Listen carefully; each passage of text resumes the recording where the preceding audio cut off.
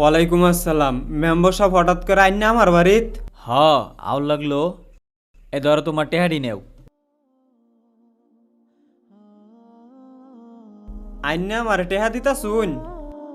আমি তো জানি মেম্বার সাহেব আইনে টেহা লয়ে ঘুরাইন, তাও আইন না আমার বাড়িতে টেহা দিয়ে যাইতে শুন।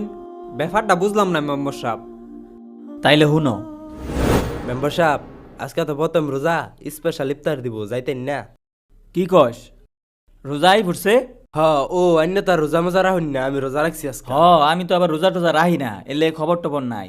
মেম্বার সাহেব, রমজান মাসটা আইছে, আর আগে চিন্তা করছিলাম যে এই মাসে গেল খারাপ ব্যবহার করতাম না, কিন্তু দেখুন এই লোকটা আইছে রোজা রাখছে, তাও কেমনে কেমনে জানি খারাপ ব্যবহার করে গেলছি। শুনছি রোজার মাসে নাকি আল্লাহ নিজের হাতে সব সওয়াব দেয়, যত সওয়াব করবেন। শুনছি এই 12 মাসের মধ্যে এটাই নাকি শ্রেষ্ঠ মাস, যে এই মাসের মধ্যে গুনাহ মাফ করবা পায় না, হ্যাঁ নাকি ব্যর্থ। নিয়ত করছি এই মাসের মধ্যে সব গুনাহ মাফ করে এলাম, আর কেউ খারাপ ব্যবহার করতাম না। মেম্বার সাহেব